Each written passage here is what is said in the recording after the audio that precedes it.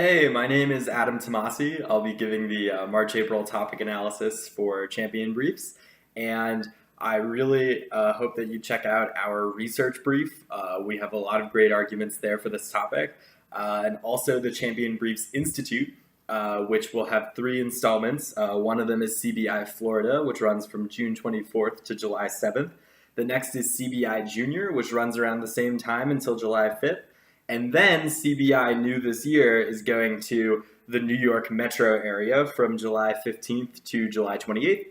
So you'll get to work with a lot of excellent instructors to improve your debate skills and really get prepared for next season. But for this season, we have a really excellent topic, especially as you go into the next 2 months. A lot of people's district or state tournaments. And the topic, I will now say, is resolved the illegal use of drugs ought to be treated as a matter of public health, not of criminal justice. So fun fact is when I was an 8th grader in the year 2010, this was the November-December topic, pretty much worded the same. So it gives you a sense of how some of the best topics from the past come back. So I think that there's certainly a lot to do with this topic that I have from past experience debating it, but then also new research that's coming out. So first is that the topic does not specify a country, nor does it specify an agent. So the resolution does not strictly have to be about the United States. It can be more of a value-based question about whether we ought to prioritize public health or criminal justice. However, even though it doesn't specify an agent, the affirmative still has to defend some legal change.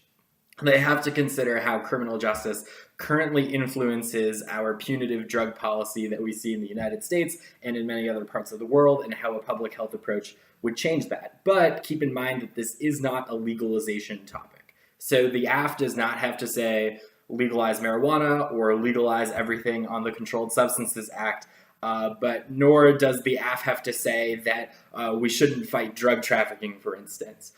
Instead, the affirmative has to defend that when legal institutions deal with individual drug users, that their priority should be improving the health of the drug user versus punishing them for committing a harmful or illegal act.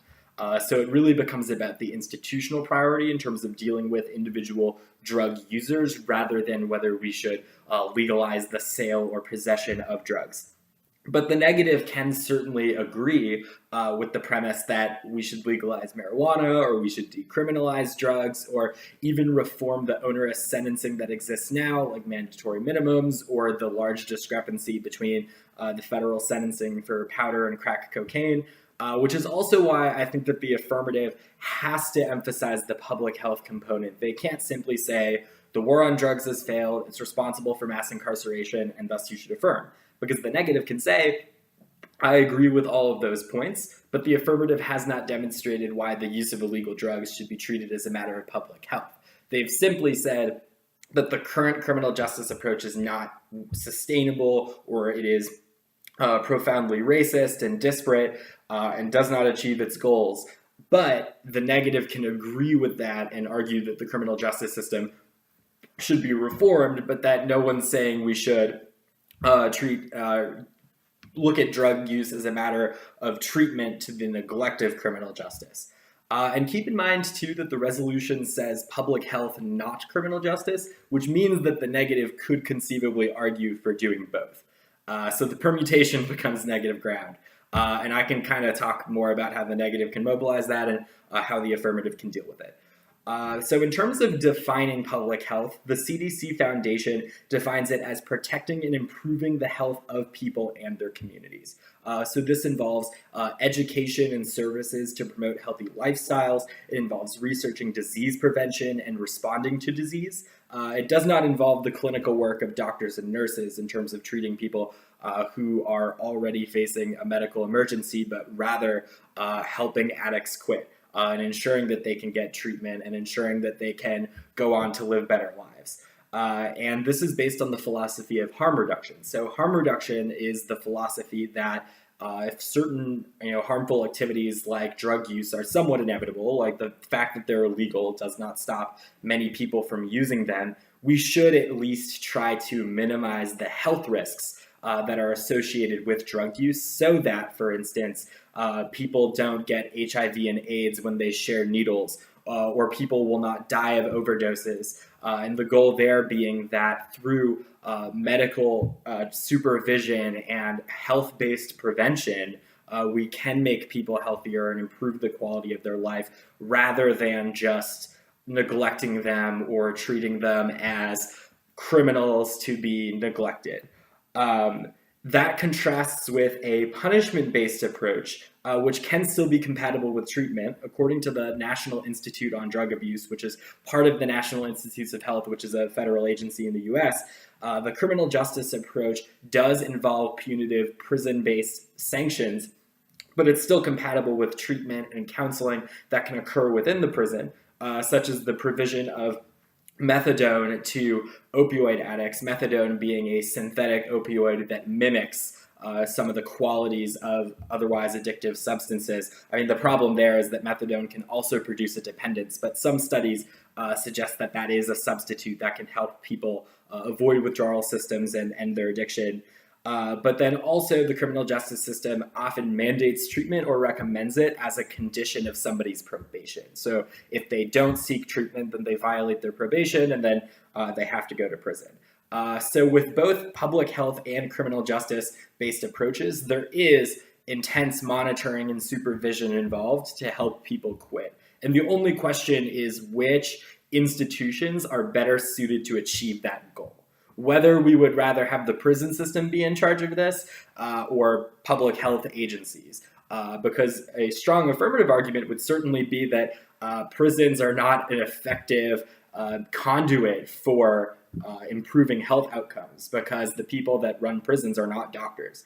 And even if they bring in experts, they're not going to achieve comparable results that doctors and public health professionals are able to do. But the negative, of course, is able to argue that there's a unique element of criminal justice in terms of the threat of punishment as an incentive for people to complete or graduate from a treatment program. So that's really the best way that you should think about this topic. Which institutions are best going to be able to resolve the problem of drug use, or which better reflect other values that we have, such as freedom and fairness and the social contract and so on.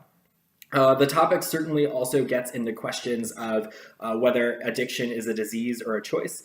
So for instance, the National Institute on Drug Abuse also describes how addiction is a complex disease, and it's not like individual willpower alone can address the problem, meaning that treatment is essential.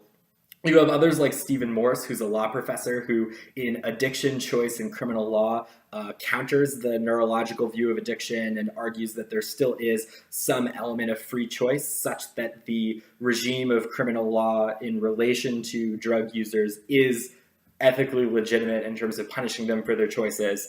But he also concludes that decriminalization would be a legitimate option in terms of having fines instead of prison time. You can also think about particular countries that have experimented and succeeded or not with public health being prioritized over criminal justice. So for instance, Nicholas Kristof, a New York Times columnist, argues in How to Win a War on Drugs that Portugal had succeeded very well at reducing drug-related deaths by decriminalizing all drugs and creating dissuasion commissions which prioritize public health. So what happens is if an individual is caught possessing a certain amount of drugs beyond a legal limit, they would be sent to a dissuasion commission, which is kind of like a court, but really it mandates counseling and treatment where people will try to help a person kick their habit. And as a result, even though drug use is still present, they haven't eliminated the problem entirely.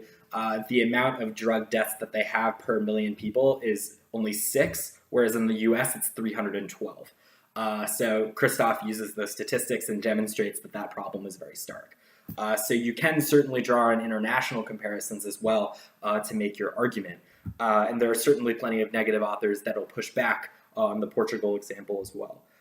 So in terms of some specific affirmative and negative strategies that you can employ, the first would be an affirmative that's based on John Stuart Mill's idea of negative liberty. So even though J.S. Mill was a utilitarian, he also wrote from a perspective of individual rights and argued that the best way to achieve overall human happiness was to respect individual liberty insofar as you could only restrict someone's freedom when they are hindering the freedom of another person.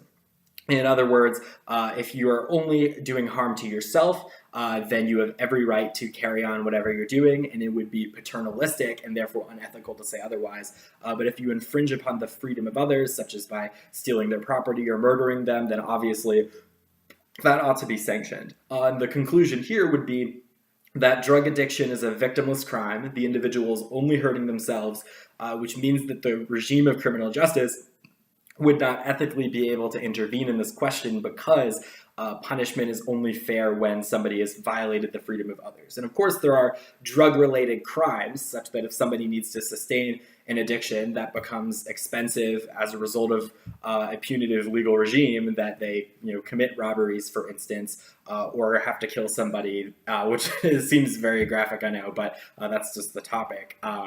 Nonetheless, the affirmative would argue that those crimes, not the drug use itself, should be treated as a matter of criminal justice. The negative can respond by drawing on the theory of fair play. So this comes from Richard Dagger in an article called Play Fair with Punishment, where he argues that in order to have a society, you have to have a regime of punishment that recognizes that if you benefit from what society gives you, that you ought to cooperate with the same set of rules as everybody else, and that if you do break the law such that you or you engage in drug use, like you could make an argument that that's counterproductive for social cohesion and what we expect of people, then that requires punishment in order to restore a basic set of fairness for other people in society. Dagger does agree with rehabilitation. He did write in 2012 about how he thinks that the goal of the prison system should be to reduce reoffense rates and to reintegrate prisoners into society, which is why rehabilitation is valuable. But you could then make the argument that that treatment ought to occur within a context of punishment rather than without any sort of sanction based on fairness being present. Of course, the affirmative can argue that these sanctions are unfair, that they have been racially disproportionate, and also that police presence undermines people's ability to trust treatment options that exist outside of criminal justice. And the affirmative can certainly argue as well that the negative theory of fair play is just incorrect because the goal of punishment should only be rectifying rights violations that other people experience rather than dealing with these victimless crimes. There's also a human rights-based debate, as well as a debate about United Nations legal regimes. Because on the one hand, the International Covenant on Economic, Social, and Civil Rights, which a large number of the world has signed and ratified, the U.S. has signed it but not ratified it, meaning that we've agreed to its premises, but it's not legally binding, mandates that individuals have a right to health. And Richard Elliott argues that this requires a harm reduction approach to drugs. So you could make a case for international law being the guiding framework for the debate. The negative can also talk about the UN Office on Drugs and Crime, or ODC, and the various treaties that countries have agreed to prohibit and regulate drug use through a criminal justice perspective. And you could argue that the affirmative would force the US and other countries to abrogate their treaty obligations there and what it means for the rest of the international system. There's also a discussion about needle exchanges. So again, this gets into harm reduction. German Lopez from Vox argues that cities are experimenting with needle exchanges where intravenous drug users who use needles can go to a place where they can exchange their dirty needles for clean ones rather than having to share them with other people. And that reduces bloodborne diseases such as HIV and AIDS and hepatitis C, and may also help deal with the opioid crisis because people can get treatment through those facilities. The negative would have to push back on the efficacy of those programs and instead argue for treatment within the prison system, or even diversions that go outside of prison, such as drug courts, which is the last argument I'm going to talk about. The negative could reference drug courts as an example of how drug offenders can be diverted from traditional punishment with still the threat of sanctions, where a judge orders them to participate in a treatment program, and if they graduate from the program, then they'll move on.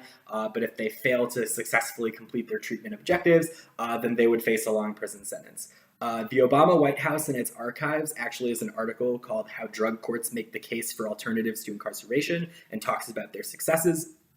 But Maya Salovitz argues in an article how America overdosed on drug courts, how if judges are deciding the best therapies rather than medical professionals, that a lot of people are going to fall through the cracks because the treatments in drug courts are not usually empathetic or empowering, which is what makes them effective. Instead, they rely on blaming and shaming, which may be counterproductive for helping people overcome addiction.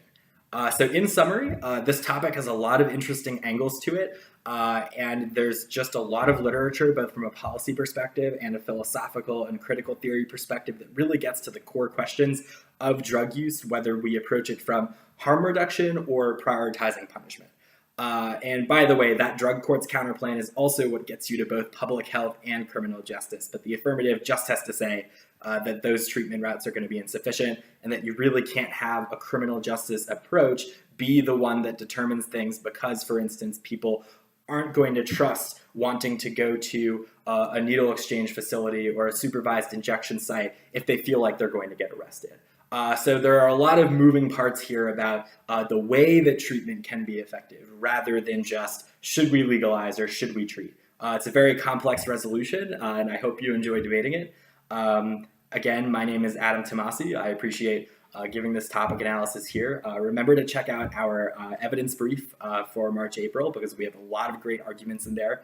And make sure to sign up for one of the Champion Briefs camp sessions because debate camp over the summer is one of the best ways for you to really improve your skills. And there will be a lot of amazing staff in a seminar style format at Champion Briefs. So thank you, signing off.